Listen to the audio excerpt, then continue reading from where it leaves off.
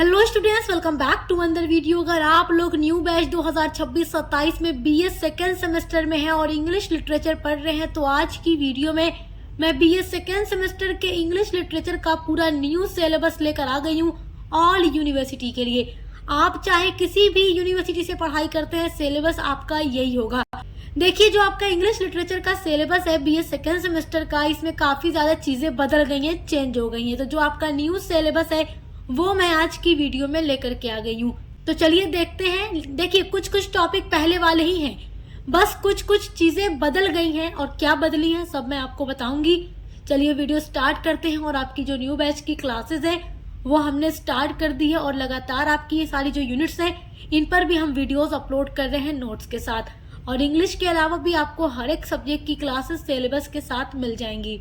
देखिए, आप अगर डॉक्टर भीमराव अंबेडकर यूनिवर्सिटी से पढ़ाई कर रहे हैं तो आपका जो यूनिट नंबर 7 होगा उसमें थोड़ा सा कुछ चेंजेस ज्यादा होंगे। बाकी यही सारा है ऑल यूनिवर्सिटी के लिए।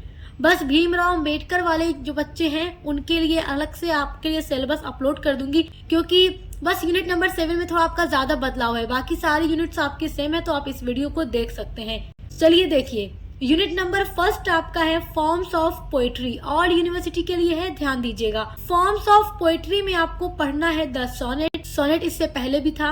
इसमें देखिए 8 आपकी फॉर्म्स ऑफ पोएट्री दी गई है। The sonnet, the elegy, the ode, the epic, the ballad, the lyric, the dramatic monologue, allegory. ये 8 forms of poetry unit number first में आपकी दी गई है। और जो आपका पुराना वाला सिलेबस है उसमें भी दी गई थी। और न्यू वाले सिलेबस में यूनिट नंबर फर्स्ट में कोई बदलाव नहीं हुआ है।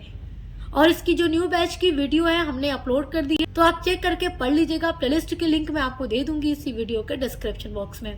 यूनिट नंबर 2 में आपको पढ़ना है स्टैंजा फॉर्म्स के बारे में। स्टैंजा फॉर्म्स का मतलब क्या होता है? आप जब भी कोई पोएम पढ़ते हो, पोएम में स्टैंजा होता है। तो देखिए, अभी तक आप तो बस यही जानते थे ना कि इतना स्टैंजा हमारी पोएम में है। आप अलग अलग स्टैंजा का नाम नहीं जानते थे। लेकिन जब आप लोग बीए करते हैं तो आपको उन अलग अलग स्टैंजा के नाम को भी याद रखना होता है, और कौन से स्टैंजा में कितनी लाइन होती है, कैसी राइम स्कीम होती है, ये सारी चीजें भी आपको पढ़नी होती है बीए में जब आप लोग आ जाते हैं। तो स्टैंजा फॉर्म्स में आपका पहला है द हीरोइक कपलेट, जो कि 2 लाइन का होता है राइमिंग स्कीम के साथ। उसके बाद है ब्लैंक वर्स, जिसमें कोई राइम स्कीम नहीं होती। थर्ड आपका है द स्पेंसेरियन स्टैंजा, जो कि 9 लाइन का होता है। फोर्थ आपका है टर्जा राइमा। तो ये आपका 4 फॉर्म्स ऑफ पोएट्री दिया गया है आपके लिए, और सभी पर हमने वीडियो अपलोड कर दी है। पूरा आपको नोट्स के साथ मिल जाएगा। अब देखिए, आपकी जो यूनिट नंबर 3 है वो है पोएटिक डिवाइस। पोएटिक डिवाइस में आपको पढ़ना है पोएटिक डिवाइस। देखो, पोएटिक का मतलब होता है पोएट्री या काव्य, और डिवाइस का मतलब युक्तियां। तो पोएटिक डिवाइस का मतलब ये है कि आपके सिलेबस में जितनी भी पोएम्स दी गई हैं, देखो पोएम्स को लिखने के लिए राइटर को क्या क्या एलिमेंट यूज करने पड़ते हैं, किन किन एलिमेंट्स का यूज करके पोएट को पोएम लिखना होता है, वही आपको यूनिट नंबर 3 के अंदर पढ़ना है। तो देखिए, जो आपका पहला पोएटिक डिवाइस है वो है स्ट्रक्चर, दूसरा है टोन, तीसरा है थीम। कॉमा का ध्यान दीजिएगा, कॉमा हर जगह लगा हुआ है। चौथा है आपका रिदम, फिर है आपका राइम स्कीम।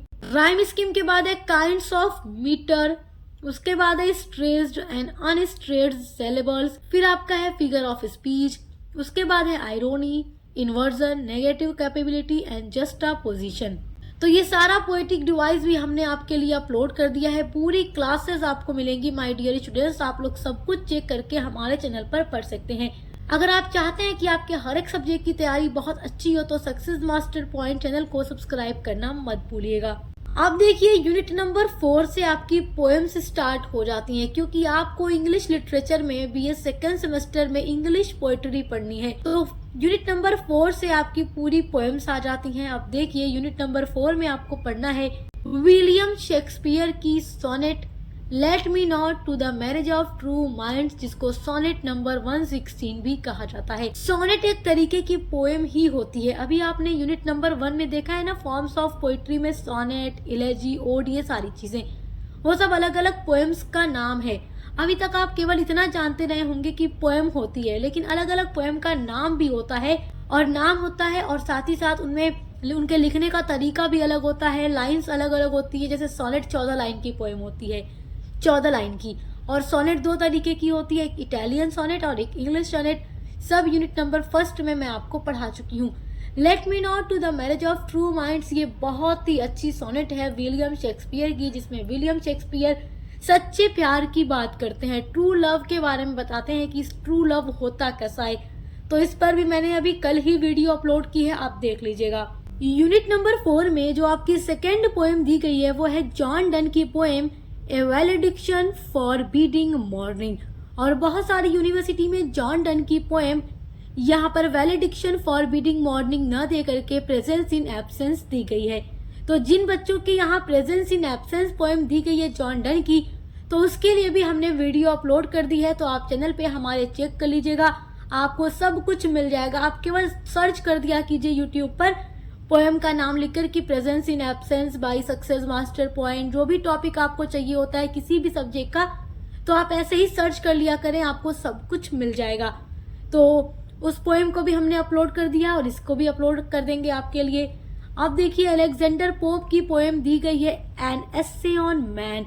लाइन्स आपको पढ़नी है 1 से 18 तक, ठीक है। एन एस्से ऑन मैन बहुत ही अच्छी पोएम है अलेक्जेंडर पोप की, और ये पोएम भी मैं अपलोड कर चुकी हूँ आपके लिए, पूरी पढ़ा चुकी हूँ।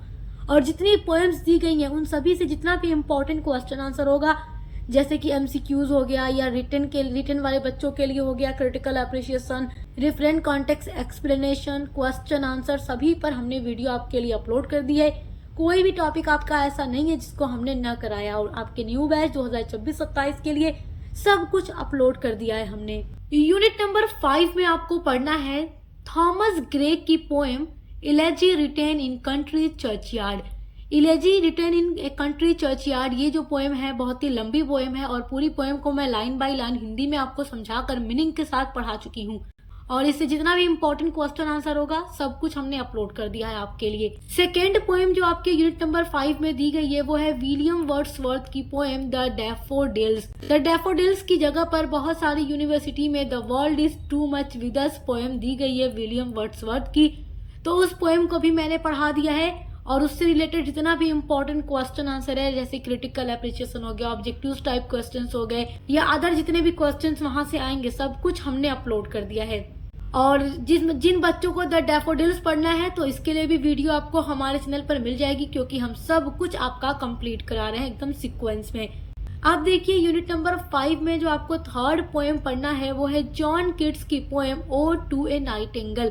और बहुत सारी यूनिवर्सिटी में ओड टू ए नाइटिंगेल की जगह जॉन किट्स की ही poem ode to a Grecian urn दिया गया है। तो ये जो पोएम का फॉर्म है वो ओड है, तो आप देख रहे हैं ना अलग अलग जो पोएम आ रही है उनके साथ नाम भी लगा है, ओड है ये और ये इलेजी है।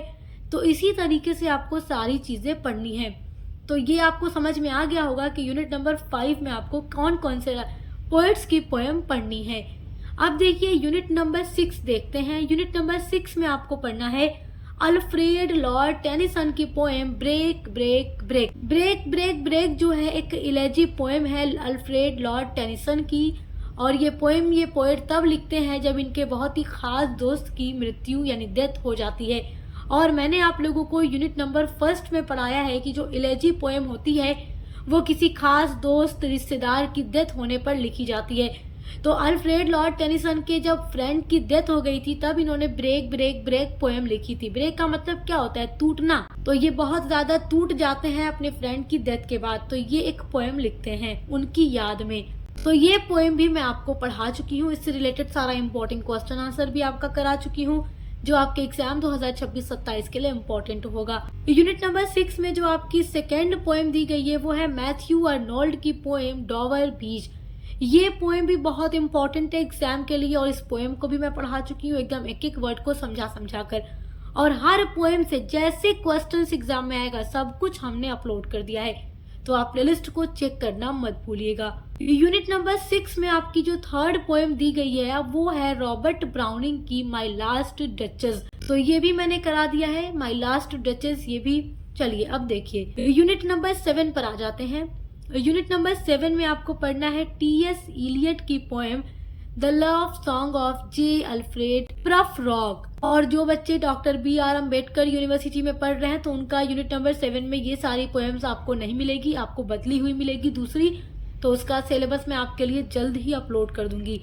बाकी ऑल यूनिवर्सिटी के बच्चों के लिए यही पोएम्स होगी। तो टी.एस. इलियट की पोएम आपको ये पढ़नी है, इसको भी मैं पढ़ाऊंगी। उसके बाद डब्ल्यू बीस्ट की आपको पढ़ना है the lake is of Innisfree, ये मैं पढ़ा चुकी हूँ। उसके बाद है फिलिप लार्किन की चर्च गोइंग। तो ये 3 पोएम्स आपको यूनिट नंबर 7 के अंदर पढ़ना है। यूनिट नंबर 8 में आपको पढ़ना है रेटोरिक एंड प्रोसोडी, जिसमें आपको प्रैक्टिकल क्रिटिसिज्म इसके बारे में पढ़ना है। इंट्रोडक्शन टू प्रैक्टिकल क्रिटिसिज्म के बारे में पढ़ना है। 1 stanza from poetry for practical criticism. तो ये सारा टॉपिक आपको यूनिट नंबर 8 में पढ़ना है। और डॉक्टर बी.आर. अम्बेडकर वाले, उनके यूनिट नंबर 8 में ये टॉपिक नहीं है, दूसरा टॉपिक रखा गया है। तो मैंने आपसे पहले ही कहा है कि मैं वीडियो आपके लिए अपलोड कर दूंगी। तो आई होप कि आप लोगों को अपना सिलेबस समझ में आ गया होगा कि न्यू बैच 2026-27 में आप लोगों को इंग्लिश लिटरेचर में क्या क्या चीजें पढ़नी है, कितनी यूनिट्स पढ़नी है, कितने टॉपिक पढ़ने हैं, कौन कौन सी पोएम्स पढ़नी है। तो इनकी पढ़ाई करने के लिए जल्दी से डिस्क्रिप्शन बॉक्स में दी गई लिंक पर विजिट कीजिए और पढ़ना शुरू कर दीजिए। और बाकी अदर सभी सब्जेक्ट के लिए भी चैनल पर विजिट करना मत भूलिएगा, क्योंकि ये एक ऐसा चैनल है जहां पर बीए के हर एक सब्जेक्ट की पूरी तैयारी कराई जाती है एग्जाम की। तो अब मिलते हैं अगली वीडियो के साथ।